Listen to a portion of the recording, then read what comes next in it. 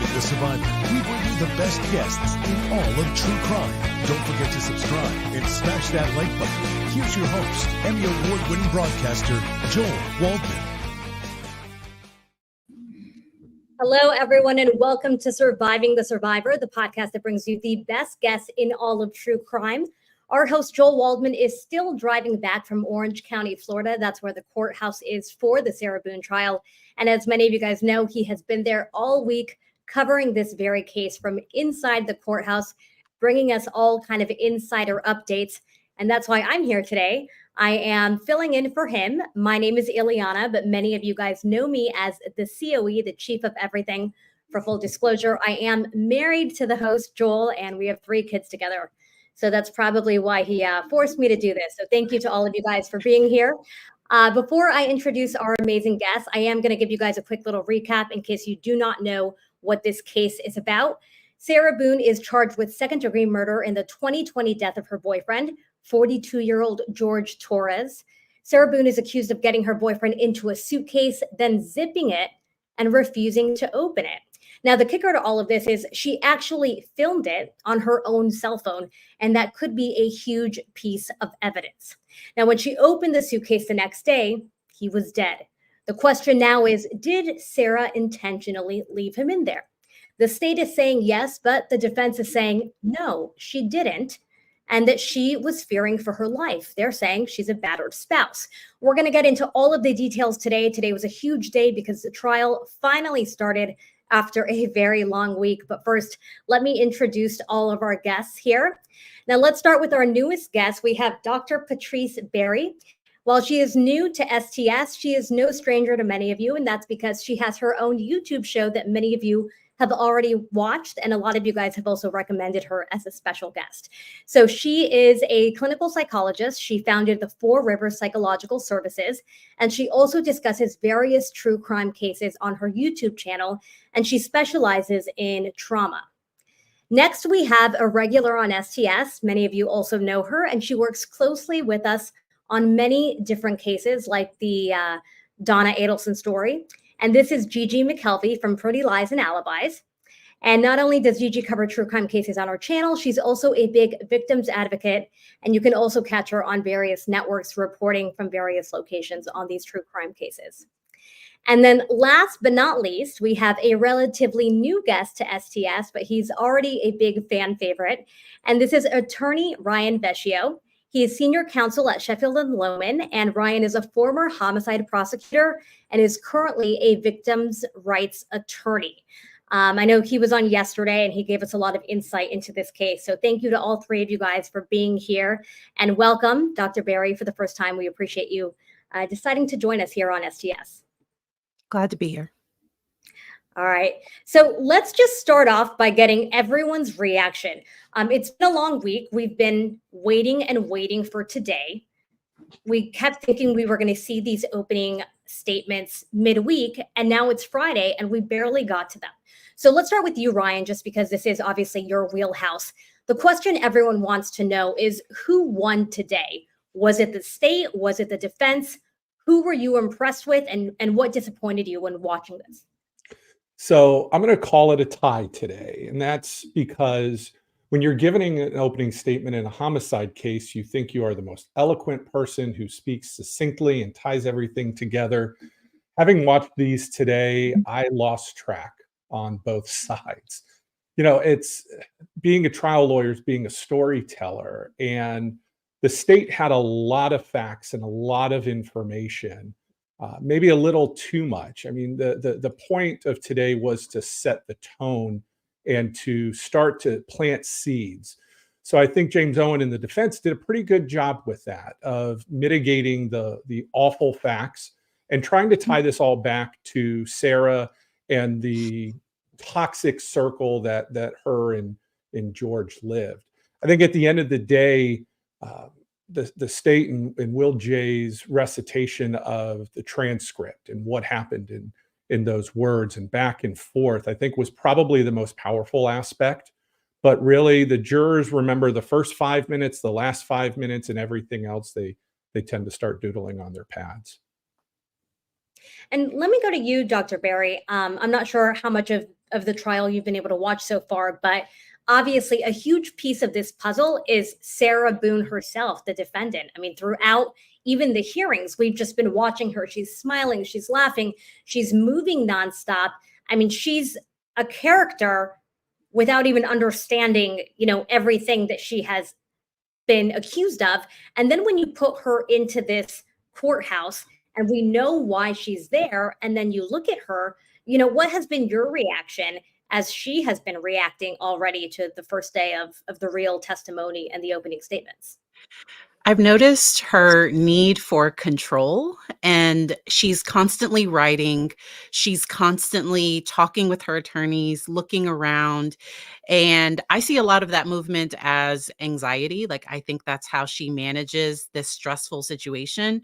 And I do think she has a high need with that control, that she wants to make sure that she's putting a certain image in front of the jury. And when things are said that she doesn't agree with or that she doesn't like, she feverishly like she starts writing really fast. She starts writing on other people's pads. And so that's been something that I've really noticed with her today. And I did see that they were able to get, like, the defense wanted to introduce information about a past psychological assessment that she had. And when I say psychological, it sounds like there was some screening. And on there, it noted that she can be unreasonable, that she can have unreasonable expectations. And to me, that clearly defines Sarah Boone. And Gigi, you've been streaming it as well, so I know you've watched, I think, every single minute of the trial today. A lot of people were anticipating, I think, at least in our chat, the prosecution to come off stronger than they did. What was your impression of the opening statements? And you've obviously covered a lot of different cases as a reporter for both Law and Crime, News Nation, and many other networks. So as you were watching today's trial begin to unfold, what was your impression? Yeah, with the openings, I thought they were a little weak, but at the end of the day, they're going to prove their case through witness testimony and the exhibits they bring in. So openings are just, they are what they are. It gives a roadmap, and maybe trying not to get the jury so bogged down right in the beginning is a good thing, and just let the evidence speak for itself as it comes along. But I was so surprised at how quickly these witnesses were on and off the stand. It was like, I was really surprised we got through that many witnesses today. Maybe it'll set the pace for the trial, but then Sarah's going to take the stand and all that's going to go out the window. It may be the second coming before she gets off that stand. Well, and that is, Gigi, that's just the excruciating part of trying these types of cases. When I try cases in jury selection, I tell jurors, this isn't Law and Order, and it's not 22 minutes, and there's not Hollywood script writers that are going to make everything gripping. Sometimes it's like watching paint dry in the winter. And unfortunately, you have to lay those foundational pieces. But when you are so dry as this afternoon, it's not a great place to leave the jury going into the weekend. That's a good point. Yeah, no, I do think it was not, they have a lot to work with there. And I was really surprised they didn't pull some of that out on the first day to leave that bigger impression as the jury goes for 2 days. So yeah, that's a really good point, though. And Ryan, sorry. Go ahead, Dr. Berry. I wonder if the state was expecting to start sooner, because it sounds like today that there were some out-of-state witnesses as well. Yeah, it's so hard when you're timing witnesses because unlike the defense, the state here doesn't have a whole team of paralegals and secretaries. They have a witness coordinator that's back at their office, and then State Attorney Jay and Dave Cacciatore, and they're just a two-person show up there. So it can be difficult and a little clunky at times. And Ryan, I wanted to go back to the pacing because, again, I'm a civilian, I'm a layperson, I have no legal background. But just watching as a trial watcher, the pacing seemed very interesting. I feel like it's taken us so long to get here, and now we're just like going through all these witnesses and even some key pieces of evidence. Let's talk about the suitcase. I mean, I didn't think we were even going to see the suitcase on day one. And I feel like as they were going through the pieces of evidence, I can't remember how many pieces of how many different photos they showed, but I think they showed a dozen photos or so, and they were just barely holding them up, going to the next, holding them up. And I do realize that the jurors will have a chance to review the evidence later on, and maybe we'll get back into that. But it was very fast. If you're not familiar with the case, and many of these jurors may not be, it felt like we were just racing through the information. It is. It is a bit of rapid fire. And you know, to give the state credit, when you're there in the courtroom and you're trying the case, you're trying not to screw up. You're trying to get all your points out. You're trying to be as cohesive as possible. So it's a lot easier for me to sit here, having done that, to say, let's do it a different way. But I think Joel had mentioned this on the lunch stream today. Unfortunately, lots of prosecutors are not great storytellers. And you really have to give good thought to who the audience is and how could you best advocate to that audience. So all of the pictures showing this is the hallway, this is the hutch, this is that, probably aren't the most impactful.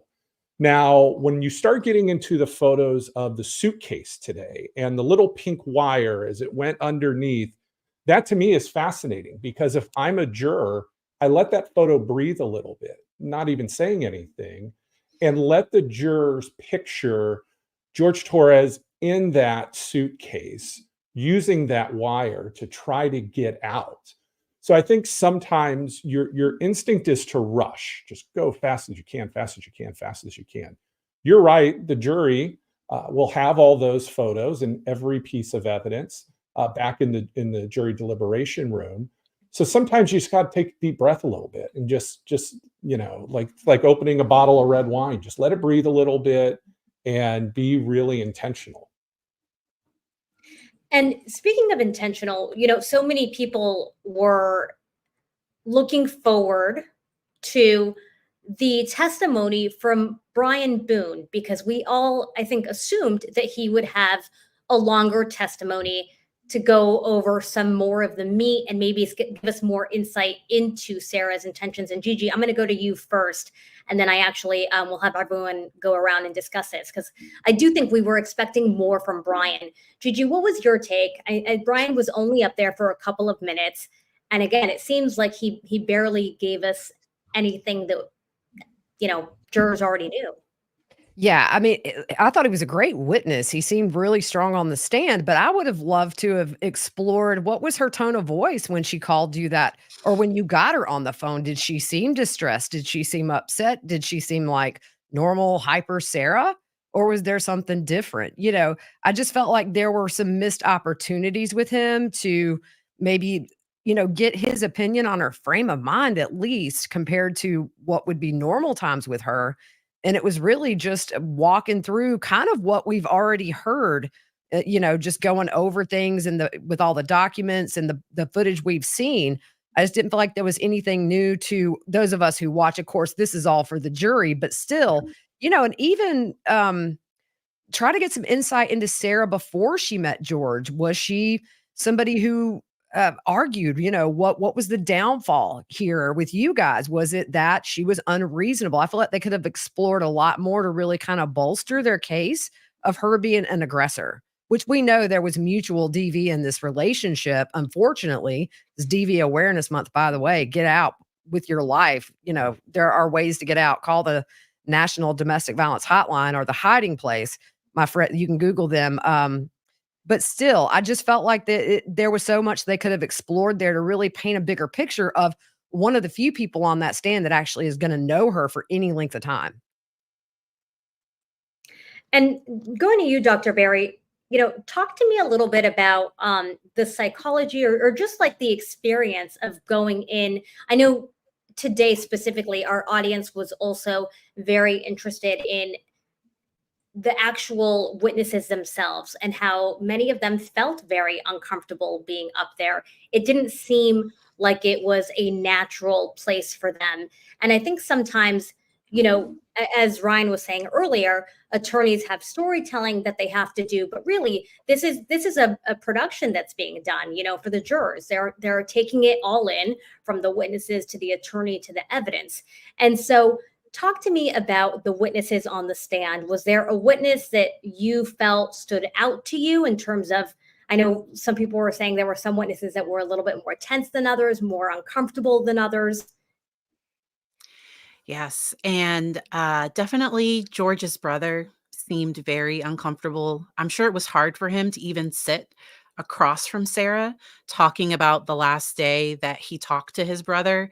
And I really wonder if the prosecution is saving some of their extra or like the testimony that Brian Boone might be able to give in the future if Sarah does successfully present a self-defense case, if they'll just call him on rebuttal. And then that's when he'll be able to go into their history and the allegations of her being aggressive with him. But to me, I thought they laid the state is laying out their case that they likely both had an issue with alcohol. The neighbors heard it. I thought it was powerful. The one neighbor talking about hearing something from above him to below him. And he was kind of a feisty witness in a good way, because the defense attorney accidentally said 2009 instead of 2019, and without a beat, he was like, I was 9, and I wouldn't have been able to do the math in my head. Like, he was like, sir, I was 9. Yeah. And I just really appreciated how the people, they're giving the facts, because I think sometimes people's emotions can get involved when you start talking about, what you think, or I don't know, to me, they are laying out these facts, and the facts are not good for Sarah, to me. And that's even before the video comes in, which to me is just seals the deal. Yeah. Well, and that raises my next question, Ryan, because today we're getting a lot of mixed feelings. And again, I'm just talking about the true crime audience. I know that we're not the jurors, but in theory, any of us could be a juror. And that's that we know more about this case than the actual jurors do, because we've been reading about it and watching it. But so many people were discussing the fact that they think the defense is doing better than they expected. And while the evidence appears to be so heavy, I mean, we have the suitcase, which visually, just seeing that suitcase and understanding the concept of anyone going in there and being stuck in there and then dying in there. I mean, that's a very, very hard, disturbing fact to really grasp.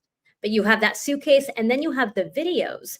And so to weigh that evidence against the performance of the attorneys so far, and I realize it's day one, how big of a factor does that play when the jurors are really absorbing everything, especially because, again, this is the first impression, being day one? Well, I think there's a few things here. The first is the jurors are going to be told at the end in the closing instructions on the law that the attorneys are not on trial and your thoughts about them shouldn't influence you one way or another. Now, we tell jurors lots of things. Jurors sometimes do whatever they want to do. So I do think it's natural that personalities and presentation styles gravitate. Part of this was you saw Dave Cacciatore for the state today, who I trained when he started as a lawyer. I've known him his whole career. He had a very tight rope that he wanted people to walk on. So even the ex-husband, Brian, I think, is a perfect example of that. That the defense wants to go into all of these past things, and Brian's a bad witness, and he doesn't pay alimony, and sort of all of this trashing and slander. So the state can't open the door. They got to be really, really careful and constrained, which is good from a tactical decision, but it's boring as hell to watch for especially people who've been following the case. I think as the case goes on, you're going to see it pick up a little bit of momentum. But when you talk about the visuals here, it's you have a defense, and they did this through the crime scene investigator this afternoon on cross-examination, when they're talking about you could have tested the suitcase and you didn't do it. Well, and this is a pretty common trap that defense attorneys fall into. This is a self-defense case. It's a battered spouse syndrome case, which requires Sarah Boone to admit that she did something that otherwise would have been homicide in the state of Florida. So when you start fighting little things like you could have tested whose blood was in the suitcase. Well, come on, we know that George Torres's blood is in that suitcase because Sarah Boone sure as hell never got in it, and we have a video that proves that. So sometimes I think the defense was able to lay some theories, but then when you attack like that, it just sends mixed messages. And I think the last part that I noticed today was the defense did do better than they had this week, but they set a really low bar their first couple of days as they fumbled through late discovery and arguments and motions in limine and things like that. And Ryan, I just want to follow up because Margaret McGee here has a question, and she says, why didn't the state question Brian about how Sarah was aggressive with him, scratching his neck, hitting and punching him? It's like a slippery slope. I know that you said they don't want to introduce too much because then it opens a door. So how much can they introduce, or are they really that limited? Well, it's their case in chief.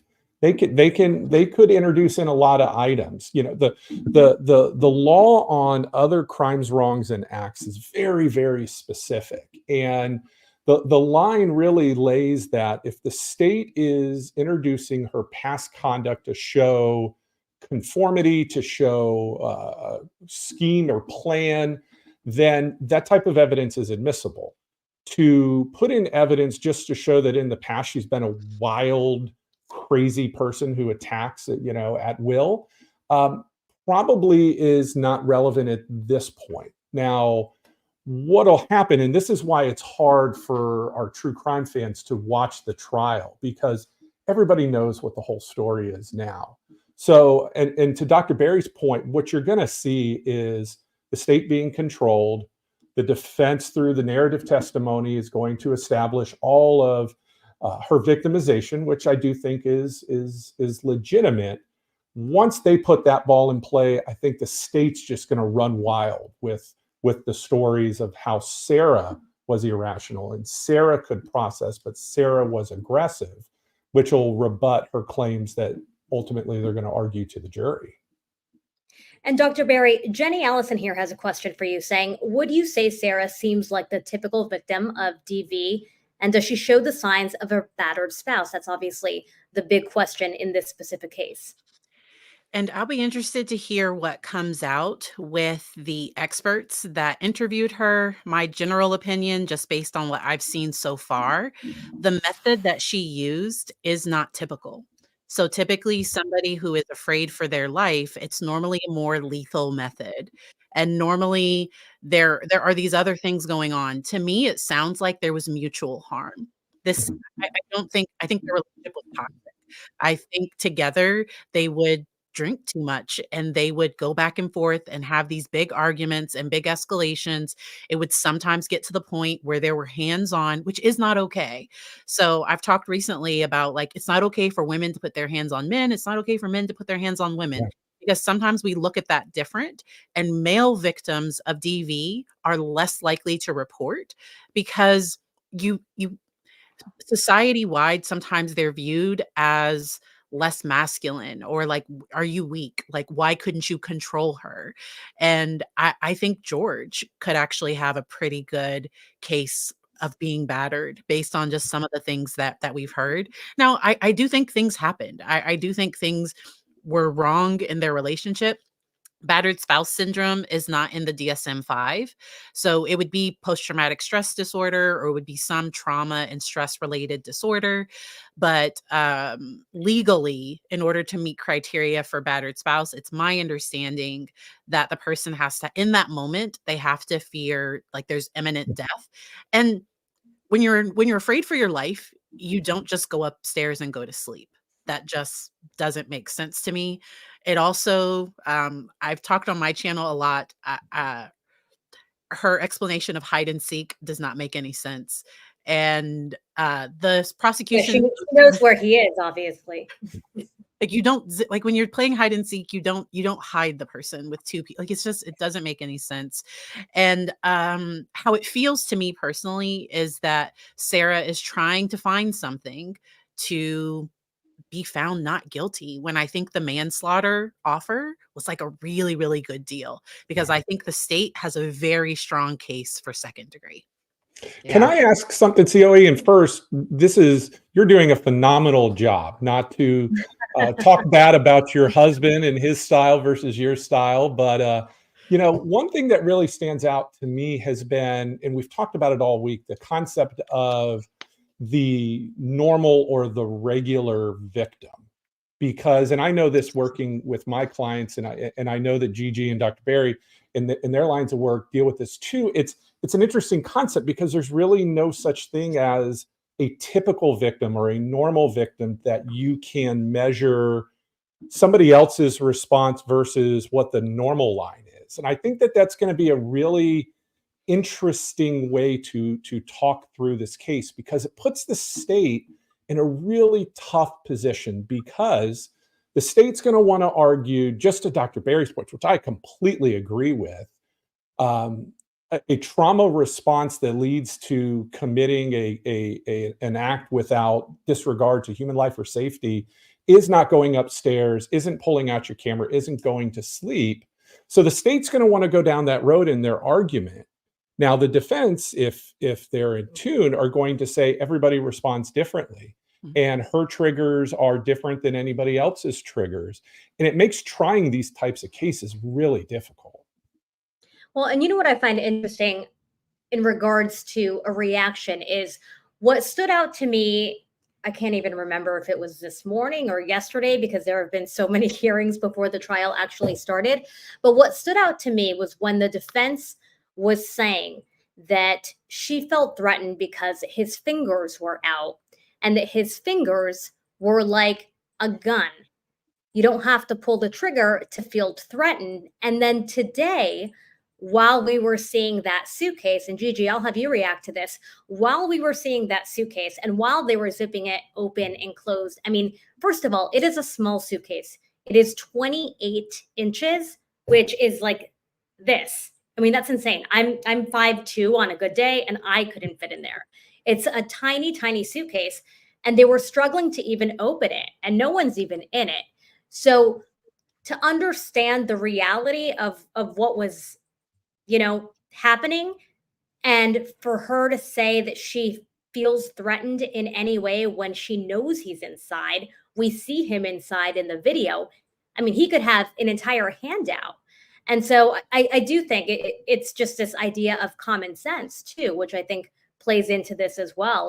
And again, I think it's interesting because from what I understand, the jurors don't have any kind of legal background. They are just, typical jurors who are absorbing this all as some of us are as civilians. So Gigi, what's your reaction to that? Because again, I do think a lot of us know more than the jurors. And so the jurors are taking this in with a different perspective than many of us already have.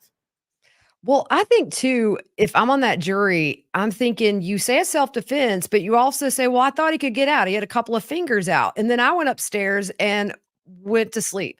So you're not feeling so threatened that you assume he's going to get out and then you go to bed. That's not somebody who is in fear of their life in that moment. And so for me, that was a big, big thing that I thought when that was talked about is, are they really going to buy this? Not only that, the guy has marks all over him. They saw photos of his body. We didn't. We did see a little glimpse, and it did look like he had, probably that blood on his face. But what stuck out to me too, and I thought was powerful in its own silent way, are those photos of her out in the parking lot. No marks anywhere. Hands are clean, nothing on her face, nothing on her neck, no blood on her shirt. So, maybe they're drawing the conclusions they need to in a way that doesn't have to be this big explosive moment from the state. Sometimes let jurors figure it out for themselves and have that aha moment. And then, you kind of just give them the tools and they do the work for you. So, and speaking of zippers, I thought the crime scene text comeback, he said, do you have experience with zippers? And she's like, I have a lot of experience with zippers. I was dead. That was like the best moment of the day. A lot of experience with zippers. Well, and aside from the suitcase, another big moment, I thought, today, which again, going back to pacing, I feel like we just got through so much today, but I was surprised. I was not expecting to get to the 911 call today. Did that surprise anyone else? No, that's pretty standard. There's a couple of ways to tell these stories, and 9 times out of 10, when you're trying a case as a prosecutor, you just default to chronological order. So in that regard, that's something that I would have anticipated today. And I think hearing that 911 call was powerful, especially because now that we being people who are very familiar with the case, since we understand the facts, you're listening to it and you're hearing, so many people in our audience today were saying, you're hearing that Sarah is not labor, she's not breathing like she just performed CPR. She's not reacting the way that a normal person would. Dr. Berry, speak to us about what a normal reaction would be to a situation where you just found your boyfriend dead in the suitcase that you forgot you put him in. I would think there would be some panic and some grief about the person's death. She never once, the way she said, I found my boyfriend dead. Like, it was just like matter of fact, like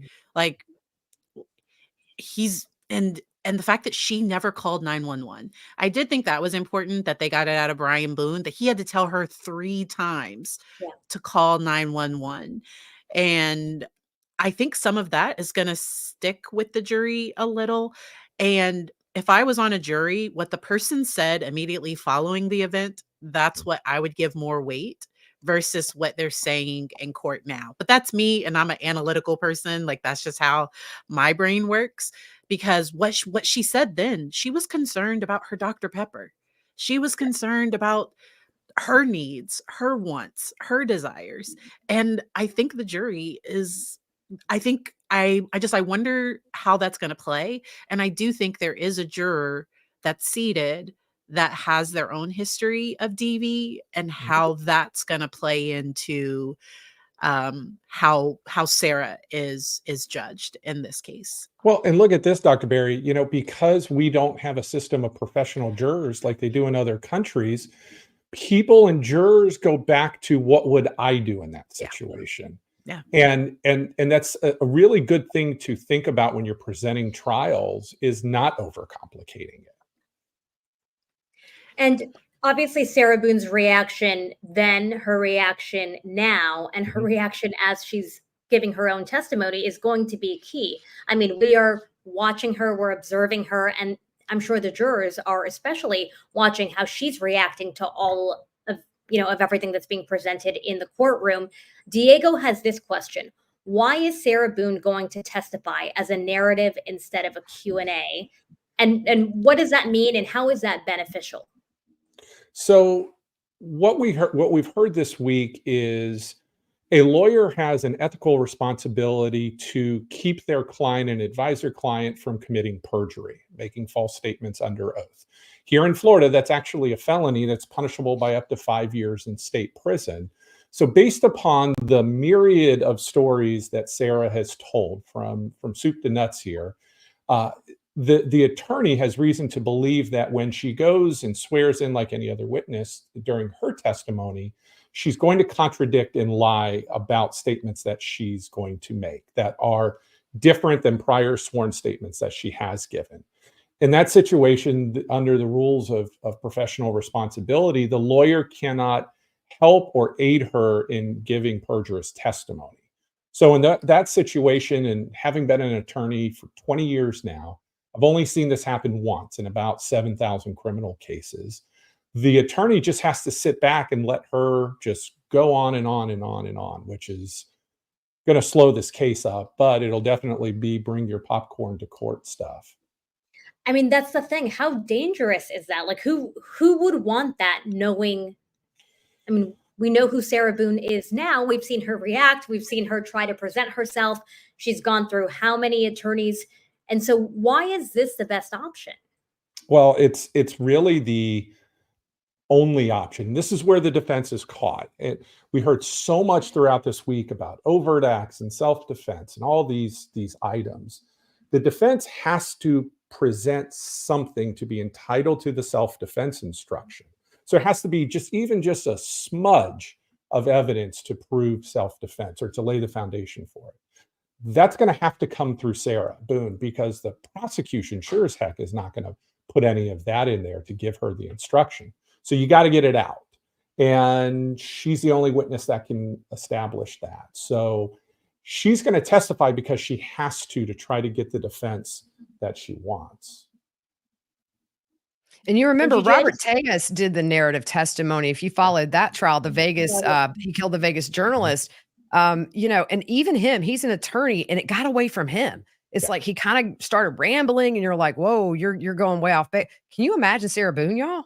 I mean, seriously, it's talk about bring your popcorn. I'm bringing like popcorn and coffee and everything. I'm ready. Let's go. Let's do it. And that's the thing is when you're questioning your client, the best move you can ever make to your client is this right here.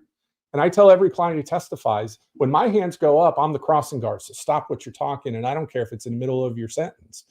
And that's because the attorney's going to be able, knowing what she's going to say, is to be able to avoid the landmines and tick and tack.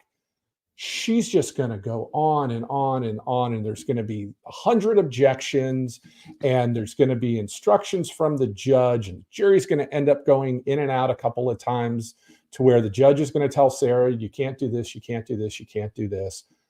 So it's going to probably be the last desperate effort of somebody who has just grasped for control this entire trial against what's best for her. She ought to just sit down, shut up, and let her attorneys do their job.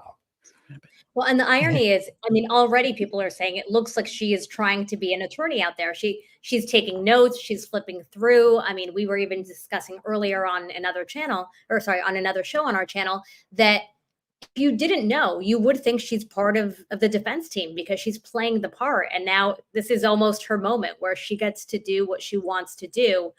But obviously it's going to be a very dangerous, interesting situation. Yeah, Dr. Berry? If you all remember her ad, she wanted collaboration. She wanted to be an equal with the attorney. And she very much wanted to have a say in what was happening in her case, but in a way of like, she wanted control again. And I think that's going to be the thing that's going to cause her to lose this, potentially lose this. And I think she's going to blame them. She does not take responsibility for her actions. When this goes poorly, she is going to look to Owens and to Henderson and to all of her attorneys, to the judge. Like, she's going to make herself the perpetual victim that, woe is me. Oh my gosh, I was done so wrong. And I still think Patricia Cashman was probably her best bet at like a seasoned attorney that knew what they were doing. And but Miss Cashman would have never let Sarah drive the boat like this. And I don't think she should be driving the boat, but she is. Well, and there were a number of attorneys that fit that exact mold. And I've known Trish Cashman for 2 decades. And if I ever did something to get arrested, she's probably the one that I would call. But she doesn't put up with crap. And that's what we were seeing here. But, you know, I think about it this way, and it was always fascinating to think about the minds of the people that I prosecute, especially in homicide cases, because Sarah has sat in jail for years, literally years. She knows what happened that night. She's the only living witness to what happened that night. She knows the evidence against her. And I think sometimes it's a defendant trying to put themselves into an alternate reality to try to convince themselves that their version is correct. I think sometimes also you put off and put off and put off, and you hope that something's going to happen to go your way. Once you're looking at the whites of jurors' eyes, however, it's, you know, the gig's up at this point. And to me, the best thing that Sarah could be doing is blending in like a wallflower. But every time she's scribbling, every time she's yapping, to your point, COE, jurors look over and jurors want to see her reaction. Yeah. Now, it has to be about her when she testifies, but until then, she needs to take focus off of herself, but she can't do that. She's the smartest person in the room. Yeah. Yeah, and Gigi, STS Nation is actually joking. Who took more notes, Joel or Sarah? And honestly, I'm not quite sure because Joel sent me like 24 pages of notes for the show for tonight, which, by the way, I haven't looked at a single page. I was like, we're just going to wing it. Sorry, Joel, if you're listening. But going back to Sarah and her need for control, I do find it interesting. And apologies if this is something that's normal and I'm just, new to this world of trials. But Gigi, Ryan, or Dr. Berry, all of you guys, I have never seen another trial where the judge is constantly asking the defendant, are you pleased with how it's going? Are you pleased with your representation? And so it's funny, someone in the chat, Abby Crossing, a friend of the show, says, I love that he keeps asking because he's keeping her in check and he's keeping it on the record. Is that the purpose of that? Is this normal in a trial? Absolutely, 100%. Because what's going to happen is she's extremely likely to get convicted. She's going to go through direct appeal, which probably is going to be denied. And then at that point in time, she has the opportunity to claim what we call ineffective assistance of counsel, which is my lawyers did such a bad job that no reasonable attorney would have done what they did.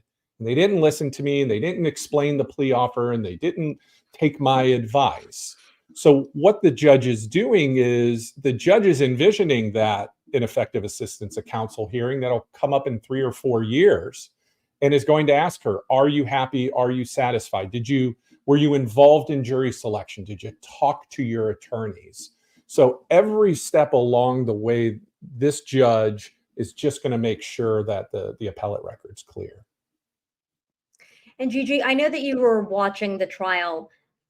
Which witness would you say has given us the most insight into Sarah Boone and who she was at the time of George Torres's death? I think Sarah did on the body cam, to be honest. I mean, you see her body language. There is no anguish on her face. There's no, oh my gosh, the guy I live with that I've been with for 4 years is dead in that room. Nothing like that. So I think really that's what the jury is going to focus on. And maybe the prosecution doesn't have to put it all on the table right now because they know when she gets on that stand, it is going to be like a rocket. She's going to go off and they're going to have plenty. And I think, Sarah is going to be her own undoing in this trial on that stand, just like that video was for her self-defense theory. So really, I think Sarah was the best witness today as far as convincing that jury that she has no remorse. This was not her in fear of her life. And, I really do think she didn't mean for the guy to die. But I think she really, why are we going with this battered spouse syndrome? I think accident's a lot easier to believe. Hey, look, you hear my voice. I'm slurring my words, but it's that control. She doesn't want to admit she made a boo-boo, got too drunk and left poor George in the suitcase. It has to be something bigger to make her the victim and not him. And so I think that's going to come out throughout this trial, I think. Well, and that's where, Gigi, this case is so fascinating to people who try cases or watch cases, because what you really have is her wanting to say that she was almost temporarily insane at the time and had just sort of a PTSD battered spouse trigger. But she can't argue that in Florida. She wants to argue that they were drunk, and we heard that in the defense opening, but voluntary intoxication is not a defense in Florida. And to your point, and this is where I think it's going to be hard for the jury, because your point is a great one, that she didn't intend that George die by her act.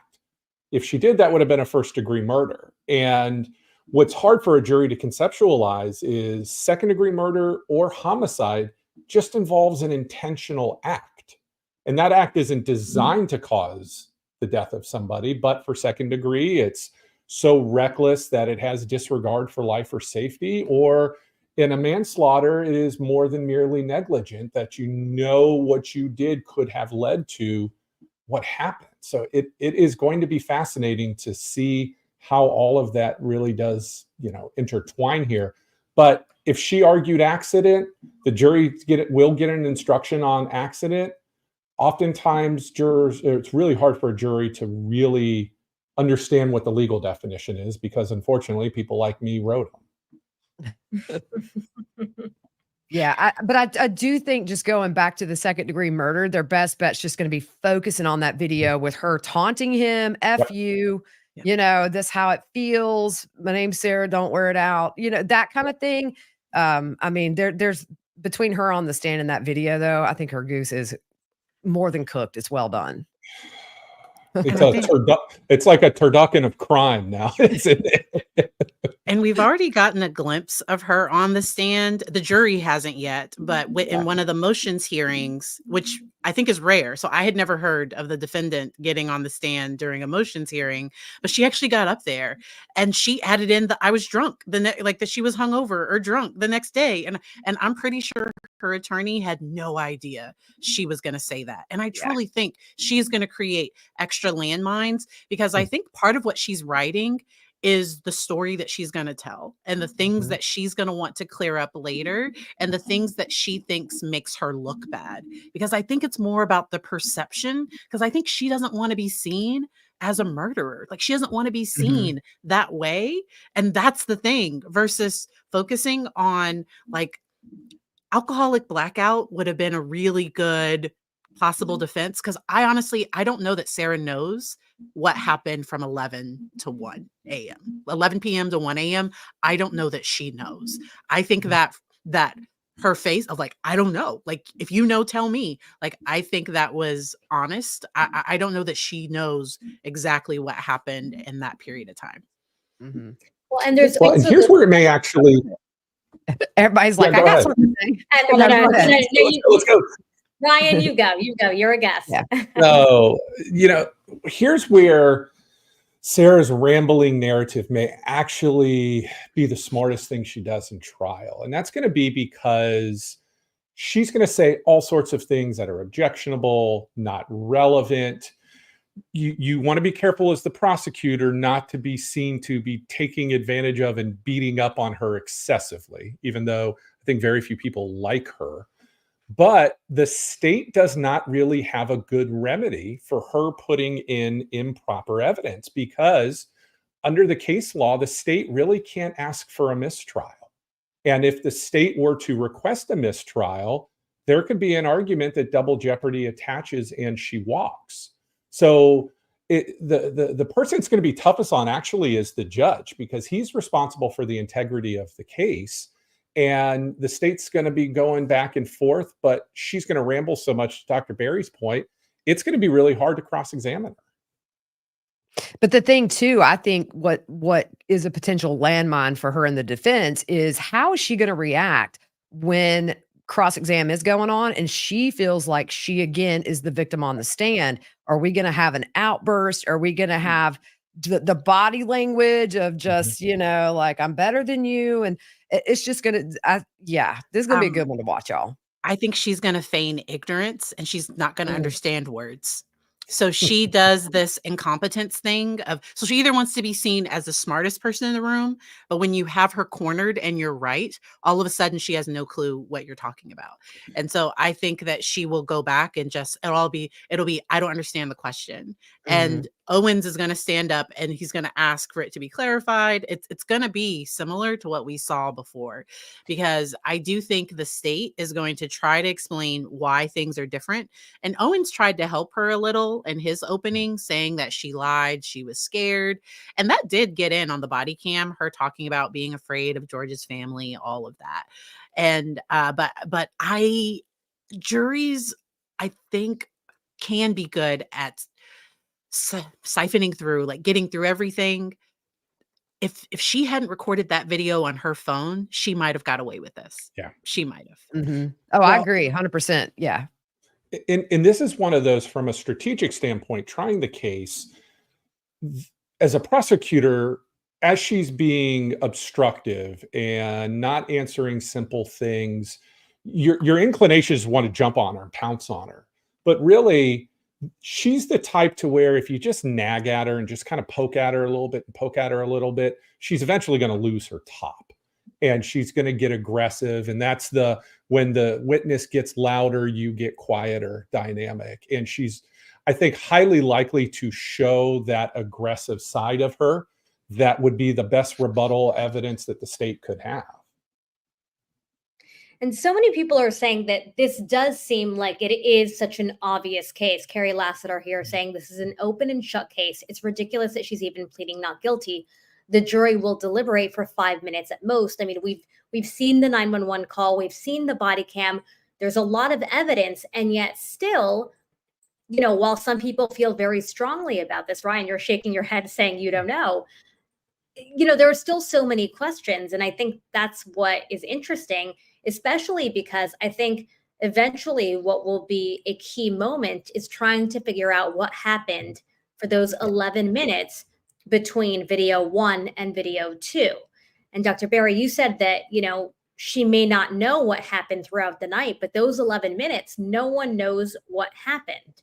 So we're now going to have to wait for Sarah to tell us her story. And there really is no one else that can fill in the blanks.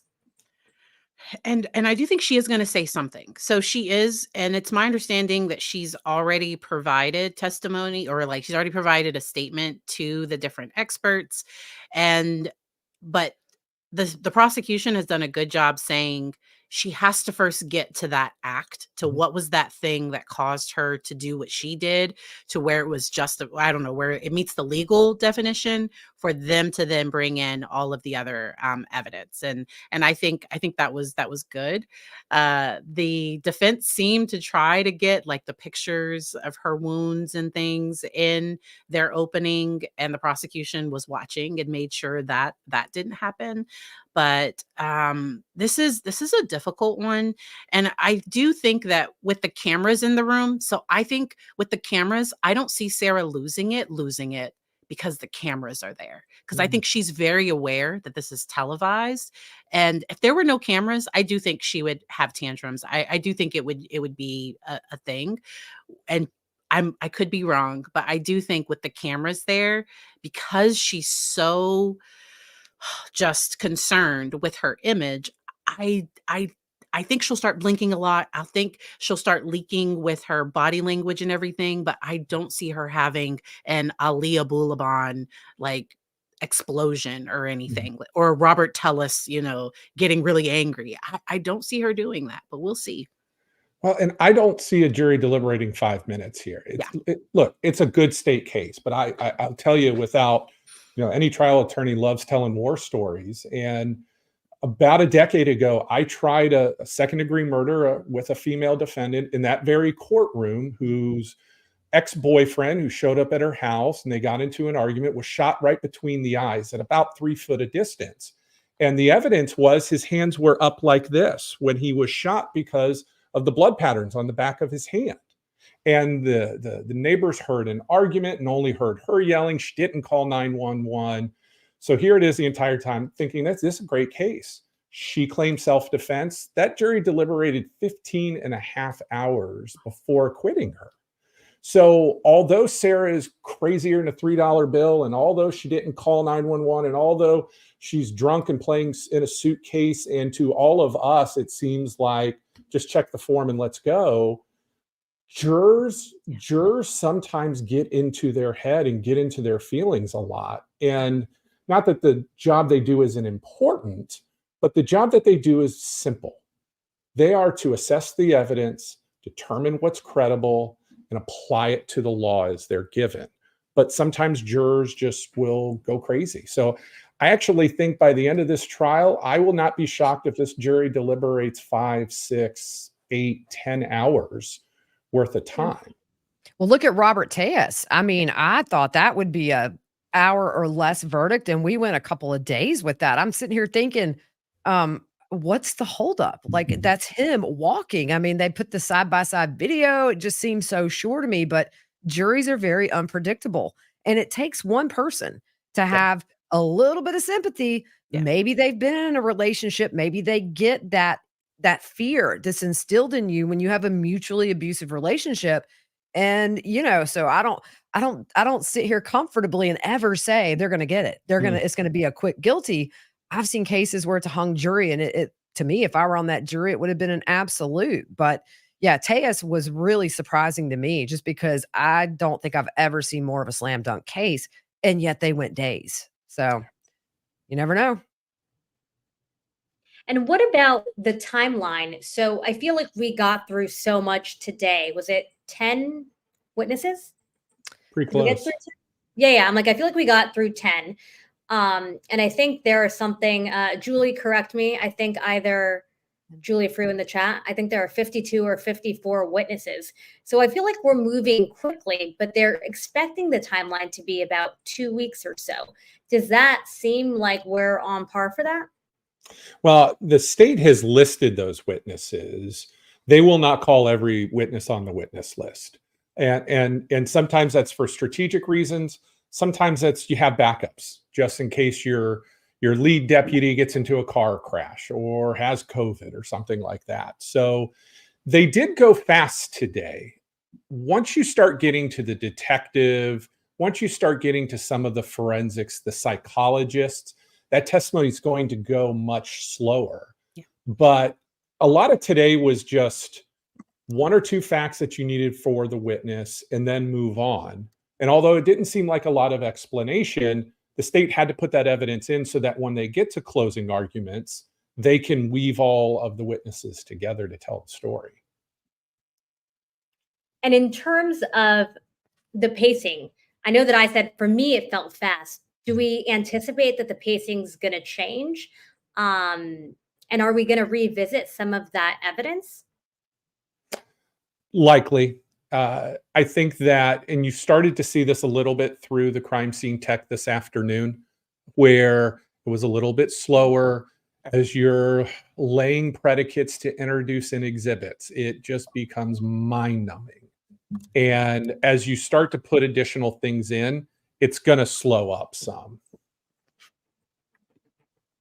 And Dr. Berry, some people were asking about, obviously not an issue because she got denied and she doesn't get her list of snacks, but that was obviously a huge thing. It was a human interest story that everyone just could not get over the fact that she wanted all of these specific items, like a very specific items of, I can't remember how many Pop-Tarts, how many peppermints, 2 bags of chips.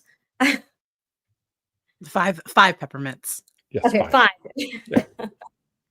So is this just part of that control again? Is this just part of her trying to establish some kind of presence in the courtroom and some kind of, I guess control? This is a great place. So narcissism is a spectrum. And I don't bring up that term or word lightly, but what comes off for me, because there are other people, so I've covered this case on my channel, and some people will say they get vibes of possible like borderline personality disorder. They kind of feel that Sarah is manipulative in that way. For me, it seems that she is the show. She is the main star, and she comes off incredibly entitled to me. I have not met her. I do not know her. I cannot diagnose her. But I, once again, that spectrum goes from narcissistic personality disorder to just some traits. And at minimum, because the state is bringing up. So during the state's voir dire, they asked the jurors if they had any experience with personality disorders. And I do think the state is getting a feel that Sarah might have some type of personality disorder, or like there's some disordered personality going on with her. And that would explain why after your partner dies, you would have no empathy, just no like it. It was painful to watch. And I've watched the interrogation. I've watched the things a few different times, but even she only seemed concerned for herself and her well-being. She would throw in the name of her child or her dog, but it was to have them have sympathy for her and to let her leave. To me, she's always concerned about herself. And it didn't surprise me that she asked for snacks, that she asked for that specific thing.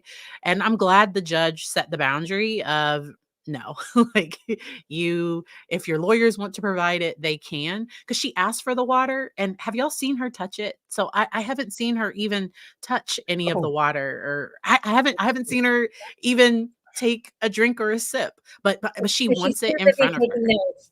She's too busy taking notes. Yeah.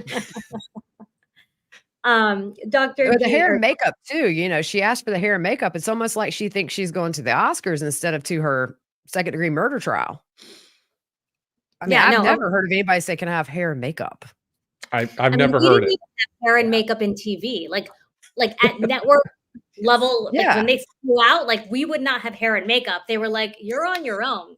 Like you signed Yeah. up for that." Clearly, And I'm on my Boone own with the was a makeup. very big Look, one. I mean, same. tomboy problem. And I don't hate on her for asking, because some of the things she asked for, she got. She got all of her discovery when she was representing herself. And they were like, no other defendant has gotten these fireproof bags and been able to have all of their discovery. No other defendant has been able to get extra time. And so sometimes her demanding, and she says their request, they come off demanding to me, because she said, I think in a letter or something, I'm not demanding. And it's like, ma'am, okay. Okay. But like some of the things she's asked for, she has got.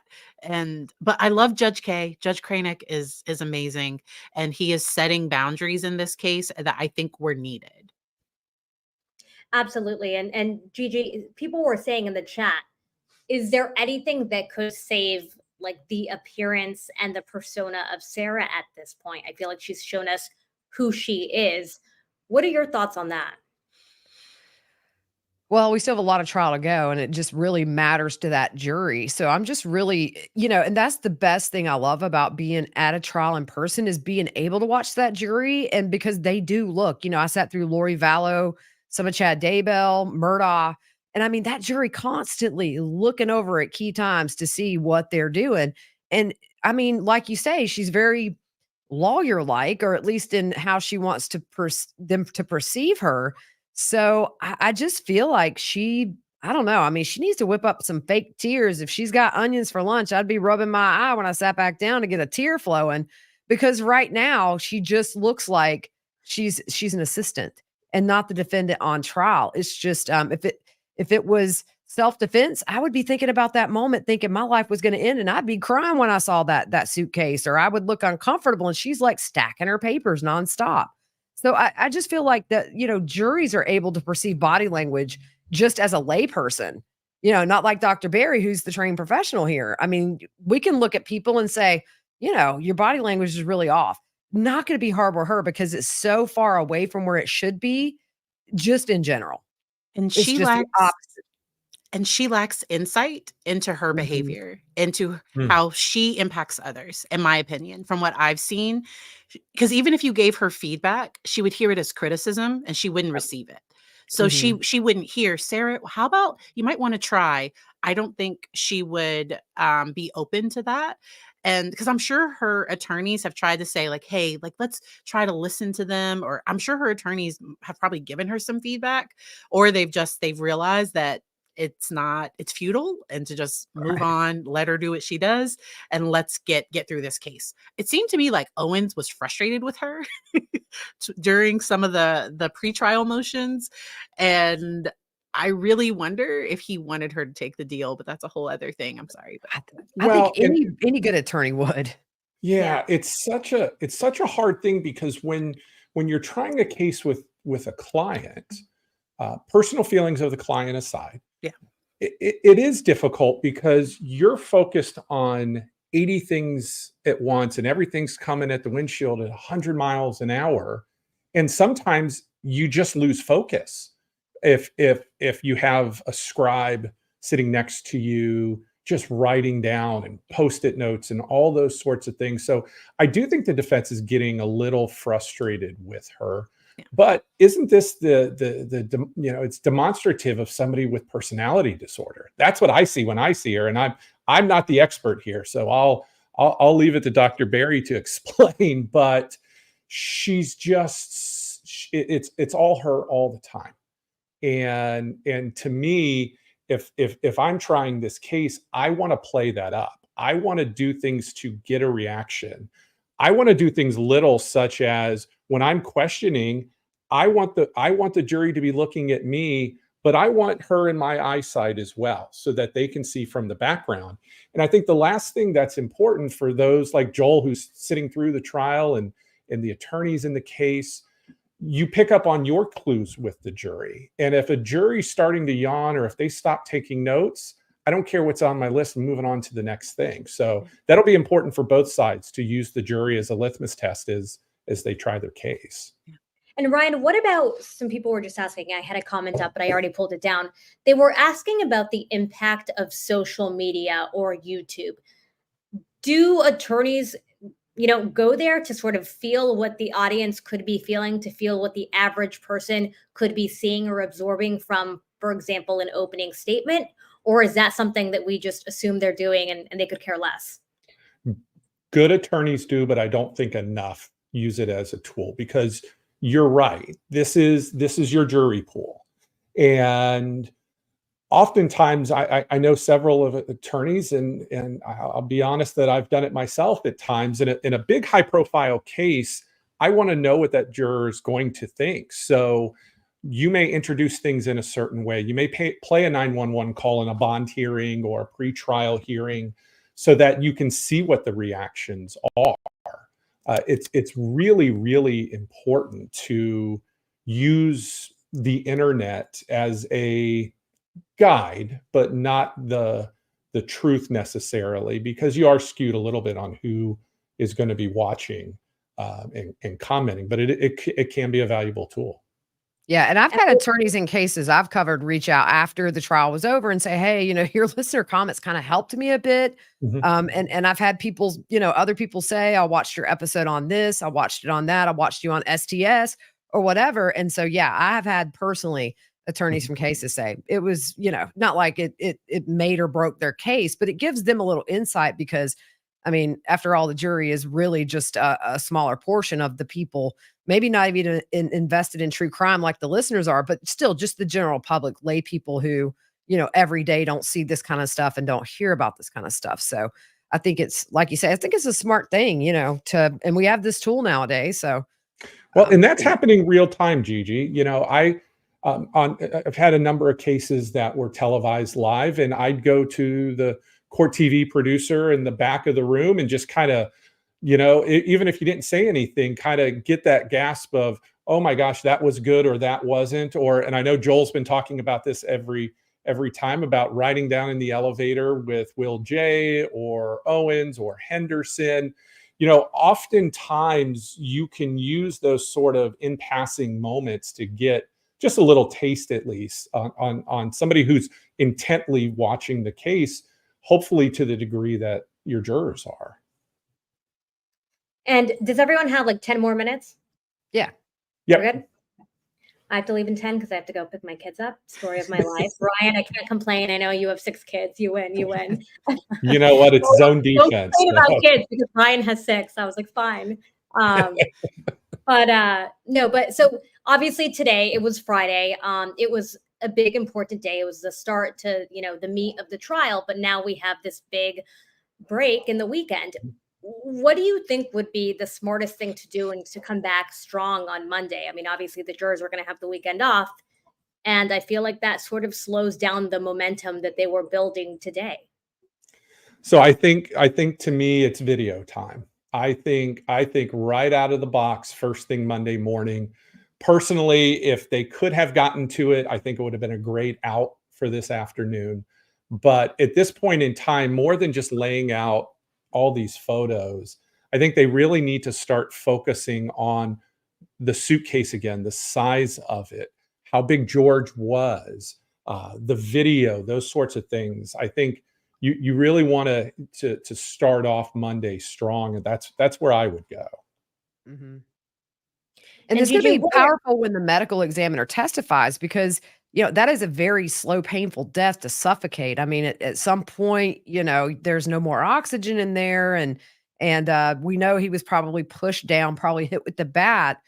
So if I'm the prosecution, I'm really going to try to get that medical examiner to talk about the suffering that took place before he passed, because things like that, they're going to see autopsy photos. They've already seen photos of his body as it was. But that's going to be one of your stronger moments for the prosecution. It's just that medical examiner testimony. Well, and that testimony about positional asphyxiation is just horrific to have to listen to if you're a juror. And it's awful. It's not that there's a good way to die, but it's up there. But I think people can feel that panic almost. It's such a this is such a unique case. I've never covered a case where somebody was zipped in a suitcase and died in the suitcase. I've plenty where they were put in after, but I think everybody during that testimony, I think most of that jury is going to be feeling claustrophobic, and then you imagine him actually in there. That's going to be super powerful in a way that the prosecution really doesn't have to do anything but put that witness on the stand.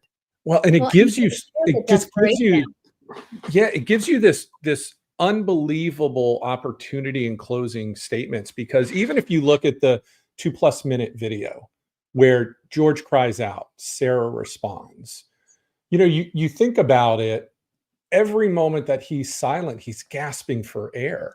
And even if there's 3 or 4 seconds of silence, I've done this in trials myself, just stand there for 5 seconds. And, COE, from your background and any of us that do this, 5 seconds of dead air is a tremendous amount of time. Yeah. And what I go to is, in that 5 seconds, George breathes 2 or 3 labored breaths. He's fighting for his life. He just wants to get out of the suitcase. So I hope that the state will take it there, because just the visual of that, I think, will transcend any sort of defense that is attempted in the case. Yep. Absolutely. And I was going to say earlier, I mean, you can really hear the desperation, not knowing any other evidence, not seeing anything else, but just watching that video. And even if you don't see it, just listening. I remember the first time I actually didn't see it. I was listening, because sometimes during Joel's podcast, I'm not always watching, but I'm always listening because I have my kids. But I was listening, and I remember I stopped what I was doing to look over, because I could feel what he was feeling just listening to him. Like, you're right. The pause was a very strong pause, and it was disturbing. And then even the way that his voice, you could hear that he really was not kidding around. This was not a game of hide and seek. This was him begging for his life. And I'm kind of glad they didn't end with that, or they didn't play that today and leave the jury to just think about that all weekend. Like, I'm kind of glad that it'll go along with testimony possibly next week, because that video is it can bring up a lot of emotions. And I think the prosecution, they're telling their story. I'm wondering how much of the interrogation video they're going to play, like all of that. I think there are these other key aspects that they're definitely going to get to next week. All right, guys. Well, I'm going to ask everyone for some final statements here, like Joel does. And then I think we're going to wrap, just because I have to race out here in 10 minutes. I just want to, before we get to the final statements, thank everyone at STS Nation, all of our audience. You guys have been with us every single minute of this trial and all the pre-hearings, and you guys bring so much information to all of us as well. You guys are great at bringing us calendar dates and witness lists and everything. So thank you to STS Nation, and thank you to our phenomenal mods. They moderate the chat, and it's all volunteer work, and they're here with us for sometimes 10, 12, 14 hours. For fun, for free, because they're amazing. So thank you to everyone. We appreciate you guys. Please remember to hit the like button, hit the subscribe button. And if you haven't already, please follow Dr. Patrice Berry and Gigi, Pretty Lies and Alibis, on YouTube. They're both phenomenal. And again, they're here just volunteering their time, as is Ryan.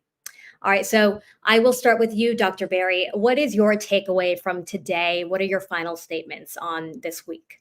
I wanted to start just to thank you all for being here today. Like, this is just the chat. Everything has been phenomenal. But with Sarah, I just want to end with just remembering George. Like, so this is about him. It's not about her. This is about him. And I just hope that his family, that they get some peace, because this is a really, really hard loss when you lose someone this way, to somebody that you probably didn't like that much, understandably. Like, this is probably bringing up a lot for them. And so my heart just goes out to them. And as people are watching, as people are, watching this trial, just to drink your water, take care of yourself. And thank you again for letting me be here. Thank you. All right, Gigi, now to you. What are your final thoughts? What's the message that you want to leave with all of us? Yeah, I mean, alcohol can be really, really bad. So drink in moderation. Yeah, and I agree with Dr. Berry. I really hate when trials kind of revolve around the defendant because of their antics, and sometimes the victim gets lost in the shuffle. And also just domestic violence. I mean, we have to keep having this conversation. Men can be victims as much as women. Yeah. And just if anybody out there is in a violent relationship, it does not get better. A lot of times, this is the end result. And get out with your life, especially and don't do it for anybody but yourself. It might not be easy, but it'll be worth it. And it's just something I'm passionate about. My two best friends, my old co-host who started this podcast when we left, and her and a friend of ours run The Hiding Place, which is a domestic violence safe haven. They house women on site. They house men off site in hotels just to keep that balance there. But and I'm super proud of them, but it's just something I'm very passionate about because every day we hear a story of somebody is missing, foul play, it's a spouse, it's a boyfriend. God, it just never ends well, but hopefully justice for George because, I could understand if you maybe got drunk and went to sleep, but when you record for 2 minutes mocking your victim and laughing as he is gasping for air, you deserve to be in prison. So I'm all for it. And, I'm gonna get some popcorn ordered and popped and ready. We need to do this again after she gets on the stand, COE. I know we will. We will. Don't you worry. All right. And Ryan, your final statements for today. Well, and I appreciate the opportunity, and Dr. Berry and Gigi, and this has been a good conversation. The thing that's not lost on me is the concept of justice in criminal law in these types of trials is interesting because no matter what, the family of the deceased, they just want their loved one back, and that's never going to happen. And whether or not she's convicted of second-degree murder or manslaughter, whether or not she's acquitted and serves life in prison or not, I think it's always important to remember that these types of trials just show us, unfortunately, the reality of abuse and cycles of violence. And the concept of justice is individualized to the person. Sarah Boone's idea of justice is very different than George Torres's family. And I think that it's important for everyone to see these sorts of cycles and to realize that there are people there that love you and support you that you may know or that you may not know.